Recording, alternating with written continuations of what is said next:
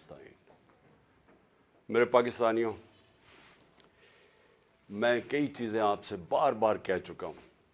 अपने 26 साल की जब से मैं ये पॉलिटिक्स में आया हूं, तो मैं कई चीज़ें बार बार दोहरा चुका हूं और मुझे लगता है कि उसका असर होना शुरू हो गया कि लोगों को कई चीज़ों की अब समझ आनी शुरू हो गई है। लेकिन आज मैं फिर वो चीज़ दोहराऊंगा।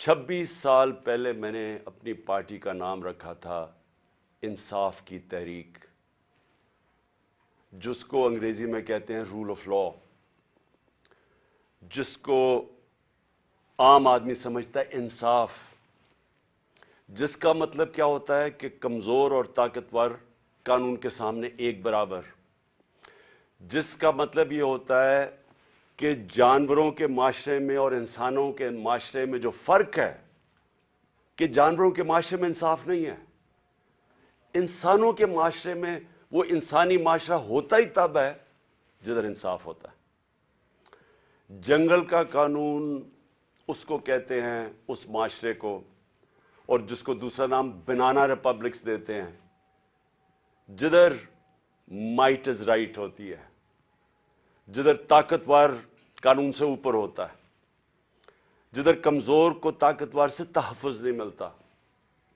और अगर आप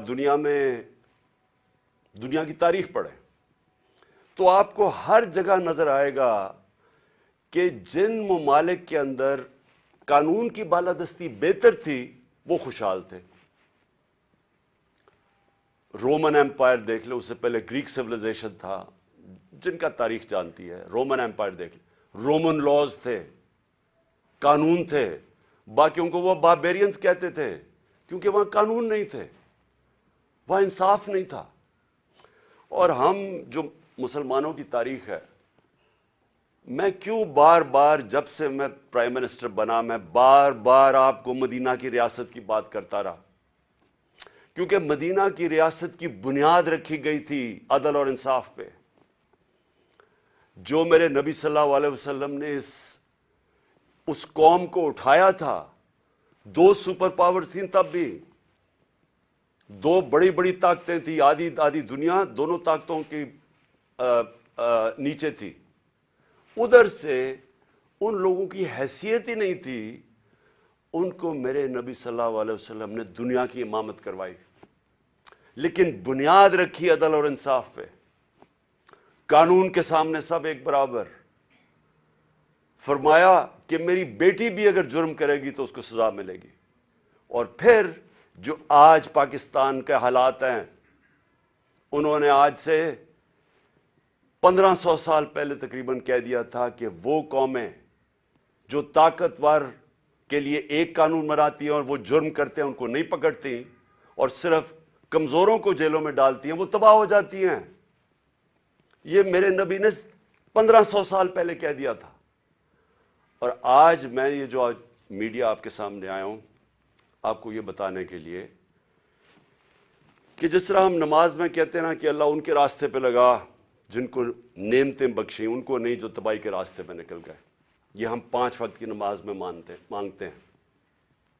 आज हम उधर खड़े हैं। एक तरफ है अल्लाह की नेमतों का रास्ता, मुश्किल रास्ता है लेकिन इंसान की अजमत का रास्ता है। दूसरी तरफ तबाही का रास्ता है, जिस तरफ हम ये जो मौजूदा सेटअप है ये लेके जा रहा है। मेरे पाकिस्तानी भी याद रखें, मैं वो खुशकिस्मत इंसान हूं, 70 साल जिसकी उम्र है, अल्लाह मुझे सब कुछ दे बैठा है।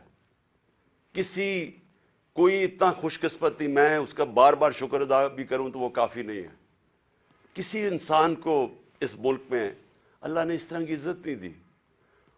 हुकूमत से इन्होंने साजिश के तहत मुझे बाहर निकाला तो आप लोगों ने लाखों की तादाद में सड़कों पर निकले। किस प्राइम मिनिस्टर को आज तक इस तरह की इज्जत मिली है? और हुकूमत के बाहर पब्लिक के अंदर मैं निकला तो जिस तरह की इज्जत आपने मुझे दी, किसको मिली आज तक? कौन से प्राइम मिनिस्टर को मिली? तो उसके लिए वजारत उज़्मा क्या चीज है? इससे बड़ी चीज क्या है कि कौम उसकी इज्जत करती है। तो मैं आज आपके लिए यह कहना चाहता हूं कि देखें, یہ آپ ایک بڑے خطرناک موڑ پہ کھڑے ہیں.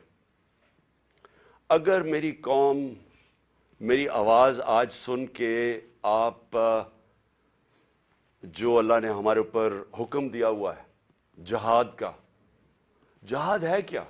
پہلے میں یہ بھی کلیئر کر دوں. ظلم کے سامنے اور ناانصافی کے سامنے کھڑا ہونا جہاد ہے. اللہ نے ہمارے پہ فرض کیا ہوا ہے. کیوں کیا ہوا ہے؟ ہماری بہتری کے لیے.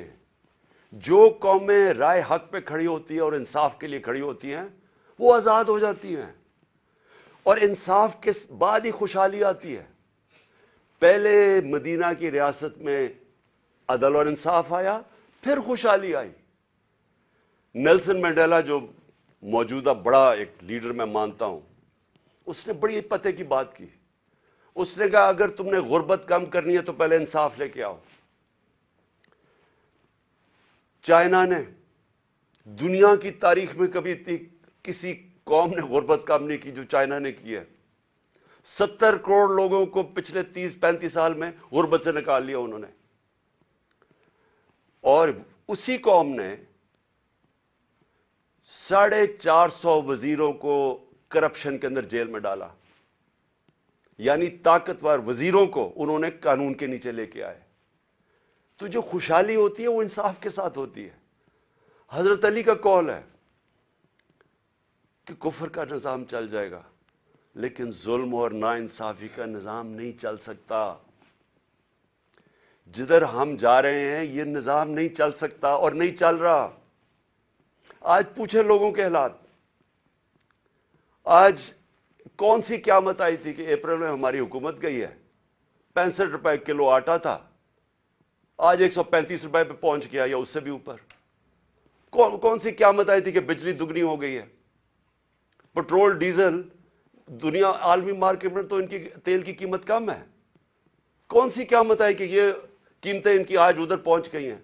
کسانوں سے پوچھیں. کون سی قیامت آئی ہے کہ یوریا دگنا ان کو دے رہا؟ 60 ارب روپیہ کسانوں نے صرف گندم کی فصل کے لیے یوریا پہ ایکسٹرا خرچ کیا ہے ہمارے دور سے. تو کیا ہوا پاکستان؟ یعنی ہماری حکومت جانے سے اب تک یہ کیا ہوا کہ بجلی آج دگنی ہو گئی ہے؟ بجلی کے بل لوگوں سے پوچھیں، آج عوام سے پوچھیں تو صحیح ان کے حالات کیا ہیں، اور ابھی مزید اور مہنگائی آنے والی ہے. لیکن جو اس ملک کے طاقتور ڈاکو تھے انہوں نے اربوں روپے کے اپنے کرپشن کے کیسز ختم کروا لیے. 1100 ارب روپے کے اپنے کرپشن کے کیسز ختم کروا دیے اور قوم کو انہوں نے بھیج دیا تباہی کی طرف. آج ہمارا ملک، کبھی بھی ہمارے معاشی حالات ایسے نہیں تھے جو آج ہے. تو یہ کیوں ہے؟ سوال پوچھیں نا اپنے آپ سے، کیوں ہے؟ ہم سب سے زیادہ، میں پاکستانی، میں آپ کو بتاؤں جب میں مکہ گیا ہوں، مدینہ گیا ہوں، سب سے زیادہ مسلمان پاکستانی مجھے ملے وہاں. ہم یہاں تبلیغی جماعت کا اجتماع ہوتا ہے، 20 لاکھ لوگ جمع ہو جاتے ہیں کیونکہ سارے یا عاشق رسول ہیں، اپنے دین میں ماننے والے لوگ ہیں. لیکن کیا وجہ ہے کہ ہم تباہی کے راستے پہ کھڑے ہیں؟ کیوں نہیں اللہ ہماری دعائیں کیوں نہیں سن رہا؟ کیونکہ اللہ نے کئی قانون بنائے ہوئے ہیں. سارے جتنے اللہ کے پیغمبر دنیا میں آئے تھے سب ان کی میسج 2 میسجز ہی تھیں، صرف پیغام 2 تھے: انصاف قائم کرو اور انسانیت، یعنی کمزور کی مدد کرو. جو کہ جانوروں کے قانون کے اندر کمزور کی سروائیول آف دا فٹسٹ ہے، کمزور مر جاتا ہے. انسانی معاشرے میں ہم اپنے کمزور طبقے کی مدد کرتے ہیں. جس کو پہلی دنیا کی تاریخ میں فلاحی ریاست بنائی تھی وہ مدینہ میں بنائی گئی تھی، انسانیت کا نظام آیا تھا. تو ہم اپنے آپ سے پوچھیں کہ آج وہ ملک جو خیرات دینے میں سب سے زیادہ ہے، میں اس کے سامنے ہوں. کبھی یعنی کہیں دنیا کے اندر کینسر ہاسپٹل کے اندر 75% مریضوں کا مفت علاج نہیں ہو سکتا، صرف پاکستان میں ہے. کیونکہ لوگ جب دیکھتے ہیں، جب کسی ادارے کو، جو خیراتی ادارے کے اوپر جب اعتماد کرتے ہیں، تو اس سے زیادہ کھلے دل کے لوگ ہی کوئی نہیں ہے.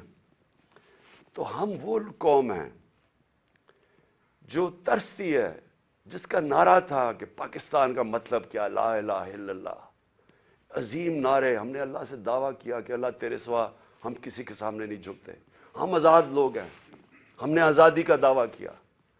آج اپنے حالات ہم دیکھیں، نہ ہمارے پاس آزادی ہے، نہ یہاں خوشحالی ہے، غربت بڑھتی جا رہی ہے، دن بدن قیمتیں بڑھتی جا رہی ہیں. تنخواہ دار طبقے سے پوچھیں کہ کیا حالات ہیں ان کے، پوچھیں آج بزنس مین سے، سب دکان، آج فیکٹریاں بند ہو رہی ہیں. پوچھیں آج بزنس، کون سی، کسانوں سے پوچھیں، کسی سے پوچھیں، خاص طور پہ تنخواہ دار طبقے سے آج پوچھیں کہ وہ گزارا کیسے کر رہا ہے. تو کیا وجہ ہے اس کی؟ میں آج آپ کو بتاتا ہوں. اس کی وجہ ایک ہے کہ یہاں ظلم اور ناانصافی کا نظام ہے. میرے نبی صلی اللہ علیہ وسلم نے کہہ دیا تھا 1500 سال پہلے کہ طاقتور اگر چوری کرے تو آپ اس کو این آر او دے دیں اور بیچارے غریب لوگ جیلوں میں جائیں اور پھر سمجھیں کہ اللہ ہماری دعائیں قبول کرے گا. اور اس لیے جہاد اس نے ہمیں کہا ہے کہ ظلم کے سامنے کھڑے ہو، ناانصافی کو قبول نہ کرو. اور آج میں خاص طور پہ مخاطب ہوں اپنی پاکستان کی عدلیہ سے اور اس کے بعد پاکستان کی وکلا برادری سے. دیکھیں، اللہ نے آپ کے اوپر بہت بڑی ذمہ داری سونپی ہے. یہ وقت ہے آپ کا کہ آپ اس ملک میں رول آف لا کے لیے کھڑے ہوں. میں یہ آپ کو پورے ایمان سے کہتا ہوں کہ جس طرف یہ لے کے جا رہے ہیں ہمیں، کوئی مستقبل نہیں ہے اس ملک کا. جس طرح کے فیصلے کیے جا رہے ہیں، جس طرح کی انصاف کی اور قانون اور آئین کی دھجیاں اڑائی جا رہی ہیں، جس طرح وہ جنگل کا قانون نافذ کیا جا رہا ہے، اس طرح ہمارے ملک کا کوئی مستقبل نہیں ہے. پہلی دفعہ لوگوں کو خوف آنا شروع ہو گیا ہے. لوگ پاکستان سے امید ان کی چلی گئی ہے. 8 لاکھ لوگ ہمارے 7-8 مہینے میں پروفیشنلز، وہ طبقہ جو ایک ملک کی جان ہوتا ہے، وہ چھوڑ کے چلا گیا ہے. باہر لوگ سرمایہ کاری کے لیے نکل گئے ہیں کیونکہ امید جانی شروع ہو گئی ہے. تو اس لیے میں اپنے معزز عدلیہ، اپنے ججز سے اور اپنی وکلا کمیونٹی سے، میں آج آپ سے خاص طور پہ آج اپیل کر رہا ہوں اپنے ملک کی خاطر. میں پھر سے ریپیٹ کرتا ہوں کہ اللہ نے عمران خان کو جو دے دیا ہے، میں اپنی خوابوں میں بھی نہیں سوچتا تھا کہ وہ مجھے اس طرح کی عزت دے گا. اور انسان کیا چاہتا ہے دنیا میں؟ عزت ہی چاہتا ہے. انسان کے پیسے بناتا ہے عزت کے لیے، پاور میں آتا ہے عزت کے لیے. تو جب اللہ نے اتنی عزت دے دی ہے تو مجھے اور کیا مل سکتا ہے؟ میں صرف اس وقت آپ سب کے لیے کھڑا ہوں. میری جو ساری جدوجہد ہے وہ آپ کے لیے، اور آپ کو اس کے لیے سب کو کھڑا ہونا پڑے گا. میں سارے پاکستانیوں کو کہہ رہا ہوں، آپ اگر آج نہ کھڑے ہوئے، میں آپ کو یقین دلاتا ہوں کہ آگے اندھیرا ہے. میری آواز کیوں بند کرنے کی کوشش کی جا رہی ہے؟ کیوں وہ پولیس یہ فواد چودھری کو کیوں پکڑا ہے؟ کون سا جرم کیا اس نے؟ کوئی مجھے جمہوریت میں بتائے کہ یہ جرم ہوتا ہے کہ جو اس نے اس کو منشی کہہ دیا، اس کو چیف الیکشن کمیشن. کبھی اس کے اوپر بھی کسی جمہوریت میں پکڑا جاتا ہے؟ اعظم سواتی کا کیا قصور تھا؟ کیا اس نے کہہ دیا کہ جناب ایکس آرمی چیف نے NRO-2 دے دیا؟ تو یہ سینیٹر ہے، اس کی رائے ہے. یہ باقی اس ملک کی اکثریت سمجھتے ہیں کہ یہ ٹھیک ہے. اس کو ننگا کر کے، تشدد کر کے، پھر وہ گندی ویڈیو، اور پھر اس کو پکڑ لیا، 30 FIR کاٹ دی. شہباز گل، ارشد شریف، جو ارشد شریف کی خبریں آتی ہیں کہ کس طرح اس سے کیا گیا. کیا بچہ جانتا ہے پاکستان میں کہ ارشد شریف جیسا خوددار، دیانتدار، کریڈیبل، ایک محب وطن شاید ہی کوئی صحافی آیا ہو، اس سے جو کیا ہے. اور یہ جو میرے اوپر قاتلانہ حملہ کس لیے کیا گیا؟ میں نے کون سا جرم کیا تھا؟ اور اس کے اوپر ابھی میں آتا ہوں جب میں باقی چیزیں بھی آپ کو سامنے رکھتا ہوں.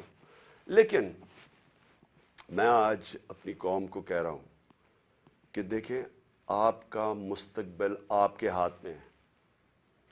آپ ہیں اللہ کے بعد اس ملک کے وارث. آپ کو اپنی تقدیر اپنے ہاتھ میں لینی پڑے گی. یہ میرا وعدہ ہے کہ جب تک میں زندہ ہوں میں اس ملک کے لیے سٹرگل کروں گا. میں کیوں سٹرگل کروں گا؟ کیونکہ میں کبھی نہیں بھولتا کہ بچپن سے مجھے بتایا گیا ہمارے بڑوں نے کہ تم خوش قسمت ہو، تم آزاد ملک میں پیدا ہوئے ہو. وہ ہمارے بڑے سارے غلام ہندوستان میں پیدا ہوئے تھے. بچپن سے یہ ہمارے میں ڈالا گیا کہ یہ کتنا خوش قسمت سارے ہم ہیں، میری جنریشن، کہ ہم تو ایک آزاد ملک میں پیدا ہوئے. میں کبھی بھی جب دنیا میں باہر گیا، کرکٹ کھیلی، بڑا ٹائم گزارا ہے، پروفیشنل کرکٹ کھیلتا تھا، کبھی میرے ذہن میں یہ نہیں آیا کہ میں پاکستان کے علاوہ کسی اور ملک میں رہ سکتا ہوں. اور میں ابھی بھی جتنی میری باقی زندگی ہے اس ملک کے لیے. میں آپ کو یقین دلاتا ہوں کہ نہ مجھے کوئی جیل سے ڈر ہے. موت میں نے اپنے اتنے قریب سے دیکھی ہے کہ اتنے قریب سے دیکھی ہے. مجھے پورا اللہ پہ اعتماد ہے. میں لا الہ الا اللہ پہ ماننے والا انسان ہوں. جب اس کا فیصلہ ہوگا، قرآن شریف کے اندر آپ پڑھ لیں، آپ نہ آگے ہوتا ہے ٹائم نہ پیچھے ہوتا ہے. اس لیے مجھے کوئی فکر کسی کی نہیں ہے. اور مجھے کوئی یہ جو ہر وقت جیل لے کے جانے لگے ہیں، مجھے اس سے کوئی فکر نہیں ہے. اور نہ ہی میں آپ سب کو کہتا ہوں آپ کو یہ جیل سے ڈرنا نہیں چاہیے. جیل کا ڈراوے جی جیل میں ڈال دیں گے، ڈال دیں جیل میں، کتنوں کو ڈالیں گے. اس لیے میری قوم، آپ کو اگر اپنے آپ کو بچانا ہے، آپ کو اللہ کے حکم پہ چلنا پڑے گا، انصاف کے ساتھ کھڑا ہونا پڑے گا. اور میں اپنی عدلیہ سے پہلے آتا ہوں. سب سے پہلے الیکشن کمیشن. الیکشن کمیشن نے محسن نقوی کو پنجاب کا چیف منسٹر بنایا. میں پہلے الیکشن کمیشن سے سوال پوچھتا ہوں کہ کیا آپ کو نہیں پتا کہ جو آئین کا آرٹیکل 218 اس کی شق 3، کیا آپ کو نہیں پتا کہ آپ کی سب سے بڑی ذمہ داری صاف اور شفاف الیکشن کروانا ہے؟ یہ آپ کی سب سے بڑی ذمہ داری. تو مجھے میں سوال یہ پوچھتا ہوں کہ کس بیسس پہ آپ نے محسن نقوی کو چنا؟ باقی نام کس بیسس پہ آپ نے ریجیکٹ کیے؟ جبکہ ہم نے وہ نام چن کے دیے جو ہم سمجھتے تھے کہ نون لیگ ایکسپٹ کر جائے گی ان کو، کیونکہ سکھیرا صاحب اس وقت کیبنٹ سیکرٹری ہیں، شہباز شریف کے کیبنٹ سیکرٹری ہیں. اس سے بعد ناصر کھوسا کا نام دیا جو ان کے پرنسپل سیکرٹری نواز شریف کے رہ چکے ہیں، شہباز شریف کے چیف سیکرٹری. یعنی وہ لوگ جو ان کو ایکسیپٹیبل ہے. ہم نے اپنی طرف سے نیوٹرل امپائر رکھنے کی کوشش کی. تو کس بیسس کے اوپر یہ محسن نقوی کو آپ لے کے آئے؟ کیا آپ اس کے بیک گراؤنڈ کا نہیں پتا تھا؟ یا شاید لگایا اس لیے تھا کیونکہ آپ کو پتا تھا یہ کون ہے؟ کیا یہ نہیں پتا کہ یہ آدمی رجیم چینج جو ہماری گورنمنٹ گرائی گئی ہے اس میں اس نے سب سے بڑا رول اس کا تھا. ایک تو اوپر کا رول تھا نا ایکس آرمی چیف کا، لیکن اس کا اس کے بعد یہ ان چند لوگوں میں سے تھا جو سب سے زیادہ یہ بھاگ دوڑ کی اس نے ہماری حکومت گرانے کے لیے. کیا یہ آصف زرداری کے ساتھ سندھ ہاؤس جدھر پیسے چلے تھے یہ وہاں نہیں تھا؟ کیا آصف زرداری اس کو اپنا بیٹا نہیں کہتا؟ کیا اس کا جو چینل ہے لوگوں کو نہیں پتا اس کی چینل کا کس کے بار بار جو پروپیگنڈا ہمارے اگینسٹ کب سے کر رہا ہے؟ اور پھر سب سے بڑی بات کہ جو آج نیب کے چیئرمین ہیں آفتاب سلطان، نیب کے چیئرمین آفتاب سلطان نے اسی محسن نقوی کے اوپر انویسٹیگیشن کی تھی. یہ انویسٹیگیٹنگ آفیسر تھے اور ان کی ریکمنڈیشن پہ انہوں نے 35 لاکھ روپیہ نیب کو واپس کیا تھا. تو میں الیکشن کمیشن سے پوچھنا چاہتا ہوں کہ کوئی اور آپ کو نہیں ملا کہ صرف چن کے آپ وہ آدمی لے کے آئے ہیں جو کہ ہمارا سب سے خلاف تھا؟ اور اس نے آتے ساتھ ہی کیا کیا؟ یہ جو اب فواد چودھری کا ہوا ہے 3 دفعہ، اور میں جج صاحب کو سلام کرتا ہوں، 3 دفعہ انہوں نے کہا کہ فواد چودھری کو طلب کیا عدالت میں، اور تینوں دفعہ نہیں اس عدالت میں پریزنٹ کیا گیا. تو کیا یہ محسن نقوی یہ اس کی پہلی آتے ساتھ ہی اس نے اپنے کارنامے دکھا دیے ہیں. اس کے بعد اس نے جو اس نے اپوائنٹمنٹس کی ہیں, کیا یہ فری اینڈ فیئر الیکشن ہو رہا ہے کہ سارے وہ پولیس آفیسر جنہوں نے ہمارے اوپر تشدد کیا تھا 25 مئی کو, ان ساروں کو واپس لے آیا؟ ایڈوکیٹ جنرل آفس کے اندر وہ سارے لوگ جو کہ حمزہ شریف کے دوران تھے ان کو واپس لے آیا؟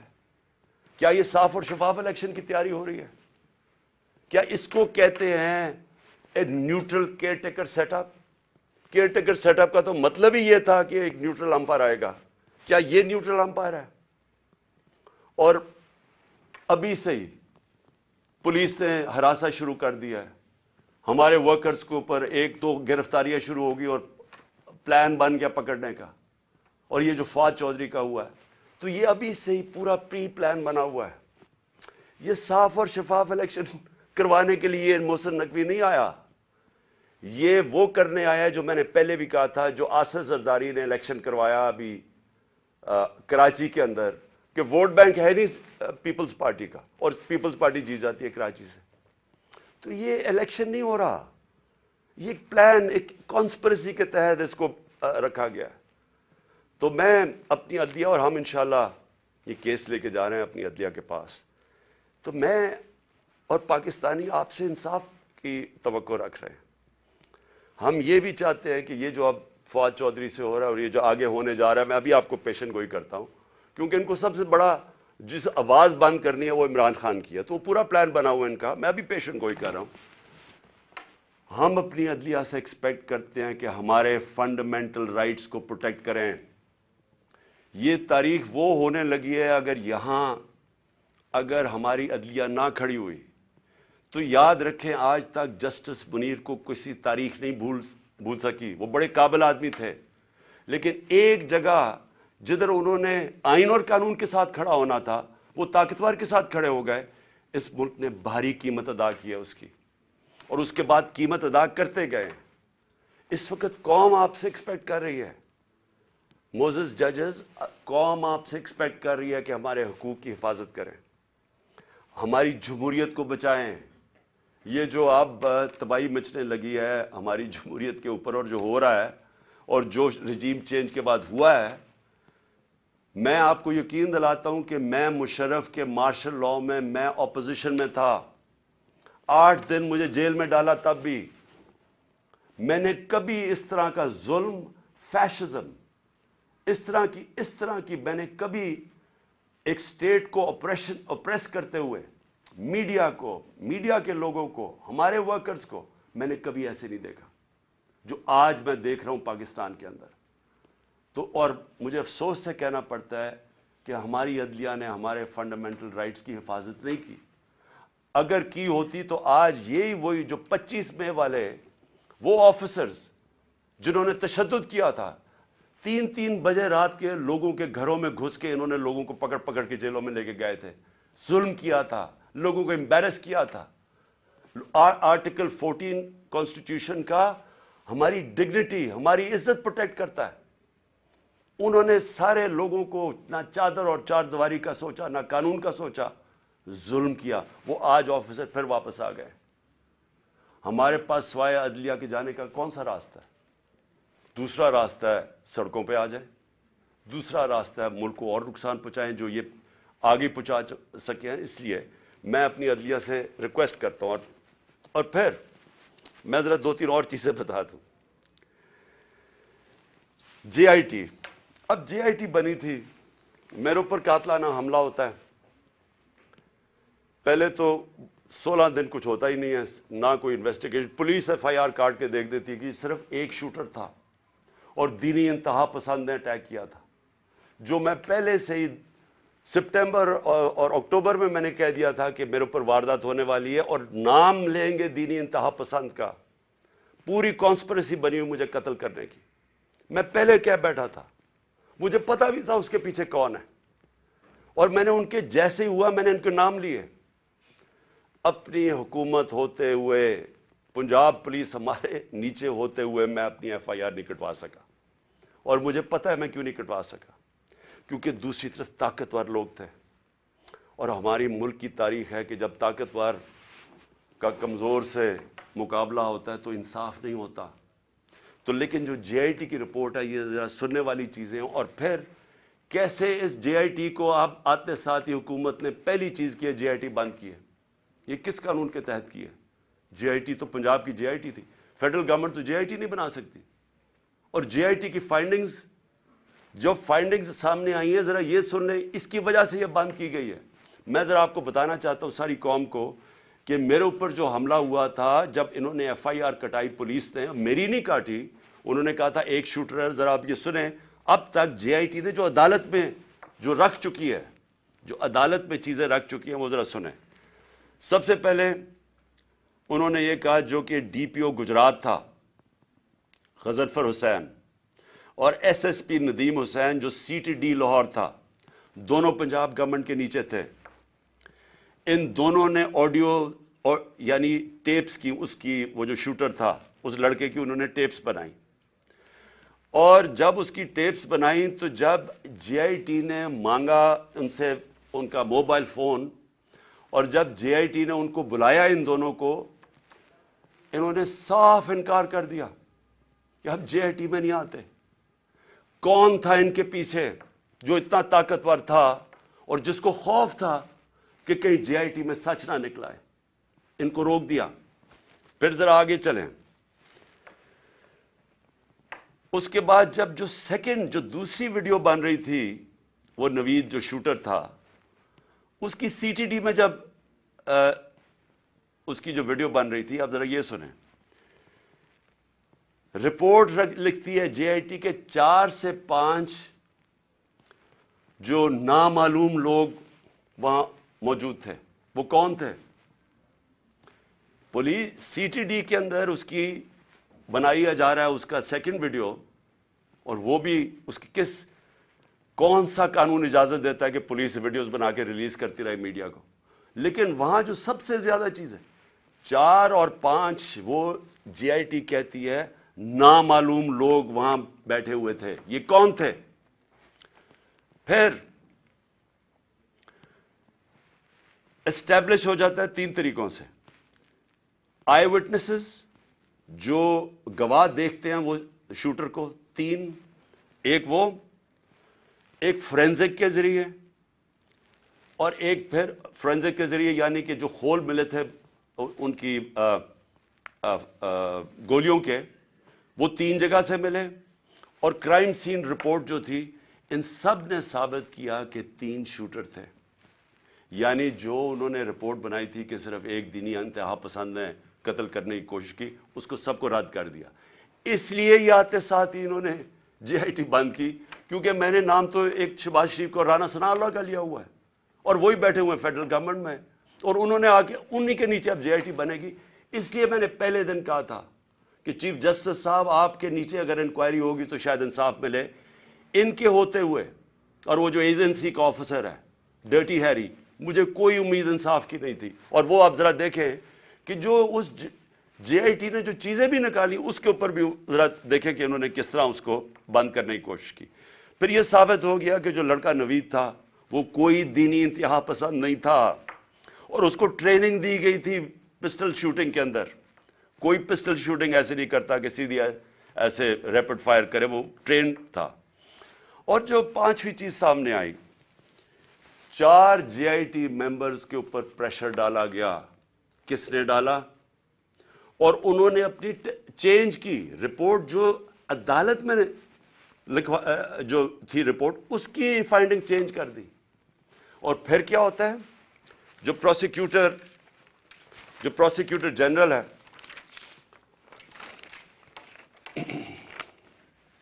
جو انڈیپینڈنٹ انکوائری کرتا ہے ان 4 لوگوں کے اوپر جو اپنے چینج کرتے ہیں رپورٹ, یہ جو 4 جے آئی ٹی ممبرز اپنی رپورٹ چینج کرتے ہیں, انڈیپینڈنٹ انکوائری کنڈکٹ کی جاتی ہے پروسیکیوٹر جنرل آف پاکستان. وہ ان کے اوپر انڈیپینڈنٹ انکوائری کنڈکٹ کرتا ہے, اور وہ کنفرم کرتا ہے, prosecutor general of Pakistan confirm کرتا ہے کہ انہوں نے اپنی غلط ٹیسٹ اپنی بدلی. 3 شوٹرز تھے, اور اس نے ریکمینڈ کیا کہ ان کے اوپر کرمنل پروسیڈنگز کی جائیں کہ انکوائری کو سیبوٹاج کرنے کے لیے جو 4 JIT ممبرز نے جنہوں نے چینج کیا ہے. تو میرا سب سے بڑا سوال یہ ہے کہ آتے ساتھ ہی پنجاب گورنمنٹ جب سے یہ آیا ہے, انہوں نے سب سے پہلے کیوں انہوں نے اسٹڈی کر لیتے, دیکھ تو لیتے کہ JIT رپورٹ میں کیا فائنڈنگز ہیں, بڑی تفصیل میں انہوں نے فائنڈنگز دی ہوئی ہیں. آتے ساتھ ہی اس کو کیوں بند کیا؟ اور پھر جو سب سے زیادہ کام کر رہا تھا, پہلے تو یہ 4 بھگا دیے, جو سب سے زیادہ کام کر رہا تھا, میں اس کا نام دیتا ہوں, وہ بڑا مجاہد, اس طرح بھی ماشاءاللہ ایسے لوگ تھے, انہوں نے آتے ساتھ ہی یہ جو محسن نقوی نے اور کیا کام کیا کہ اس نے جو لڑکا جو سب سے زیادہ کام کر رہا تھا, اس کا میں نام اس لیے بتانا چاہتا ہوں کیونکہ سعید انور شاہ, یہ انویسٹیگیٹنگ آفیسر تھا جس نے کھڑا ہوا اور جس نے عدالت کے اندر چلان دیا, انہوں نے آتے ساتھ ہی اس کو سسپینڈ کر دیا. تو میں اس سے کیا مجھے نظر آتا ہے, اس سے مجھے نظر آتا ہے کہ اگر کسی کو بھی شک بھی تھا کہ اس کے پیچھے طاقتور لوگ تھے جنہوں نے یہ سارا پلان کیا ہے, وہ شک ساروں کے دور ہو جانے چاہیے. یہ پلان تھی کانسپریسی, اور یہ لوگ یہ جو اوپر بیٹھے ہوئے ہیں شہباز شریف اور وہ جو دوسرا ہے رانا ثناء اللہ, وہ بالکل اس کے اندر ملوث تھے. کیونکہ اگر وہ ملوث نہیں تھے, ان کو کس چیز کا ڈر تھا؟ کیوں وہ یہ بار بار JIT کو سیبوٹاج کرنے کی کوشش کر رہے تھے, اور کر دیا. کیوں نہیں چلنے دیا JIT کو؟ بعد میں رپورٹس چیلنج ہو سکتی ہیں, اس کے اوپر کیس تو آگے چلتا ہے, لیکن کیوں انہوں نے کیا؟ کیونکہ ہمارے ملک کی تاریخ ہے.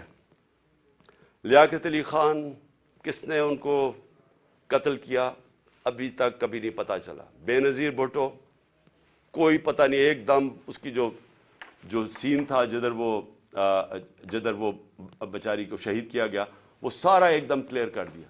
کس کے انسٹرکشن پہ کیا گیا کوئی کبھی نہیں پتا چلتا. اس لیے یہ جو پورا کور اپ ہو رہا ہے, یہ بھی کیونکہ طاقتور لوگ انوالوڈ ہیں, اس لیے کوئی پوری کوشش ہوگی اس کو کور اپ کرنے کے لیے. میں آگے اب چلتا ہوں. جب جو آئین ہے ہمارا, اور آئین بڑا کلیئر ہے, آئین کا آرٹیکل 105 یہ کہتا ہے کہ جیسے ہی ایک اسمبلی ڈیزالو ہوتی ہے, جیسی اسمبلی ڈیزالو ہوتی ہے تو گورنر 48 گھنٹے کے اندر وہ ایک ڈیٹ دیتا ہے الیکشن کی. یہ آئین کے اندر لکھا ہوا ہے, 105 آرٹیکل 105 میں لکھا ہوا ہے. نہ KP کے گورنر نے ابھی تک ڈیٹ دی ہے, نہ پنجاب کے گورنر نے ڈیٹ دی ہے. سوال یہ کیوں نہیں دی؟ ہم نے اپنی گورنمنٹ کیوں گرائی؟ کبھی سوچا کہ کوئی اپنی گورنمنٹ خود چھوڑ دیتا ہے, ڈیزالو کر دیتا ہے؟ کبھی اس ملک کی تاریخ میں ہوا ہے؟ 60% پاکستان جس کے اوپر ہماری گورنمنٹ ہو, ہم خود ہی کہیں کہ جی ٹھیک ہے یہاں ہم اسمبلیز ڈیزالو کرتے ہیں. میں نے نیشنل اسمبلی بھی اپریل کے اندر ووٹ آف نو کانفیڈنس سے پہلے میں نے وہ بھی کہا تھا کہ میں ڈیزالو کرتا ہوں, الیکشن کروا دیں. تو یہ اس لیے کرتے ہیں, ہم نے اس لیے فیصلہ کیا کہ جب ایک ملک کے اندر سیاسی طور پہ استحکام نہیں ہوتا تو معیشت کے اوپر ڈائریکٹ اس کا امپیکٹ جاتا ہے. ہم نے یہ اس لیے اپنی اسمبلیاں ڈیزالو کی کیونکہ ہمیں نظر آ رہا ہے کہ ملک تباہی کی طرف جا رہا ہے, ڈیفالٹ کی طرف جا رہا ہے. جس طرح میں پہلے کہہ بیٹھا ہوں کہ کسی طبقے سے پوچھ لیں آج پاکستان میں کہ معیشت کا کیا حال ہے, وہ سارے آپ کو یہ کہ جواب دیں گے برے حالات ہیں, گر رہا ہے نیچے. تو ہم نے اس کو اس لیے اپنی گورنمنٹس کی قربانی دی کہ ہم یہ سمجھتے ہیں کہ اگر ہم نے اس ملک کو اٹھانا ہے واپس تو سب سے پہلے صاف اور شفاف الیکشنز کی ضرورت ہے. صاف اور شفاف الیکشنز کا مطلب پولیٹیکل سٹیبلٹی. جب لوگوں کو ایک اعتماد ہوگا, بزنس کمیونٹی کو جو باہر بیٹھی ہے جو اندر بیٹھی ہے, کہ اب 5 سال کے لیے حکومت آ گئی اور پبلک مینڈیٹ کے ساتھ جو بڑے فیصلے کر سکتی ہے, جو ضرورت ہے آج پاکستان کو نکالنے کی اس دلدل میں سے, تو تب ہی ملک اٹھ سکتا ہے. ان کے اوپر تو نہ باہر نہ کسی کو اندر اعتماد رہ گیا ہے. تو یہ تو جتنی دیر چلتی رہے گی لوگوں کی تو تباہی ہے اس کے اندر. تو اس لیے ہم نے اپنی گورنمنٹس ڈیزالو کی تھی. ہمارا سوچ یہ تھی کہ اس کے بعد الیکشنز کی طرف ہم جائیں گے, اور اس لیے قربانی دی تھی. ابھی تک لگ یہ رہا ہے, اور یہ جو محسن نقوی کو لے کے آئے ہیں, اب یہ واضح ہو گیا کہ ان کا کوئی موڈ الیکشن کروانے کا نہیں ہے. میں پھر اپنی عدلیہ سے پوچھتا ہوں کہ اب ذمہ داری آپ کی ہے. کہ آئین کے اندر کوئی گنجائش نہیں ہے. جیسے ہی گورنمنٹ ڈیزالو ہوتی ہے آرٹیکل 105 105 واضح طریقے سے کہتا ہے کہ 90 دن کے اندر آپ نے الیکشن کروانے. اب ذمہ داری آپ کی ہے, کیونکہ آپ کو دنیا دیکھ رہی ہے آپ کی طرف کہ کیا یہ آپ کریں گے یا نہیں کریں گے. کیونکہ پھر میں پھر سے کہتا ہوں کہ مجھے افسوس سے کہنا پڑتا ہے کہ ہمارا ملک وہ نہیں بن سکا جو بننا چاہیے تھا, اور اس کی بہت بڑی وجہ یہ ہے کہ یہاں کبھی بھی رول آف لا نہیں ہوا, یا طاقتور ہمیشہ قانون سے اوپر ہے. تو یہ بار بار جب ہم ان سے بھی پوچھتے ہیں, یہ جو بیٹھے ہوئے ہیں اس وقت امپورٹڈ گورنمنٹ ایک ہارس ٹریڈنگ کے ذریعے رشوت دے کے خرید و فروخت کر کے آج بیٹھے ہوئے ہیں اوپر, یہ بھی کہتے ہیں جی ہو جائے گا, کوئی چیز ہو جائے گی, آگے چلے جائے گا الیکشن. بھئی کیسے چلے جائیں گے؟ آئین ہے یا نہیں ہے؟ اگر آپ کا ملک کے اندر آئین ہے اور کوئی قانون ہے تو پھر تو یہ آگے جا ہی نہیں سکتے 90 دن سے. تو یہ بھی آج میں اپنی عدلیہ کو کہنا چاہتا ہوں کہ اب آپ کے اوپر بہت بڑی ذمہ داری آنے والی ہے, کیونکہ یہ جو محسن نقوی کو لے کے آئے ہیں اس کو کوئی ان کا نہیں نظر آ رہا کہ یہ الیکشن کروائیں گے. پھر میں آخر میں میں اپنی قوم سے بس یہ بات کر کے اپنی بات ختم کرتا ہوں کہ دیکھیں, میں جس طرح شروع کیا تھا کہ اللہ میرے پہ بڑا مہربان رہا ہے, میں اس کا شکر ادا جتنا بھی کروں کم ہے, کہ مجھے تو اس ملک میں جو آپ نے عزت دی وہ کسی کو دی نہیں پہلے. لیکن میں ایک چیز جانتا ہوں کہ میں کسی صورت اگر کسی کا خیال ہے کہ میں ان چوروں کے نیچے مان جاؤں گا ان کی غلامی, میں واضح کر دوں کہ آخری گیند تک لڑوں گا, آخری اپنی سانس تک ان کا مقابلہ کروں گا. کوئی مجھے نہ جیل اور نہ یہ جو ڈراتے رہتے کوئی فکر نہیں ہے. اللہ نے ایمان دیا ہے, ایمان کی قوت دی ہے, اور سب سے بڑی قرآن کی آیت ہے کہ جو لوگ ایمان لے آئے اللہ ان کے خوف دور کر دیتا, ان کو آزاد کر دیتا. میں ایک آزاد انسان ہوں, میں کبھی غلامی کسی کی نہیں مانتا. میں لا الہ الا اللہ میرے دل میں ہے. میں نے اللہ کے سامنے دعویٰ کیا ہوا کہ اللہ تیرے سوا کوئی خدا نہیں ہے, کوئی خوف کے بت کی میں پوجا کرتا نہیں, اور نہ آپ کو کرنی چاہیے. کیونکہ میں ایک مثال دیتا ہوں ہمیشہ لوگوں کو, کیونکہ اسلام کی تاریخ آپ پڑھیں تو جو سب سے دردناک اور تکلیف دہ واقعہ وہ ایک ہی ہے, جس طرح حضرت امام حسین کی شہادت ہوئی.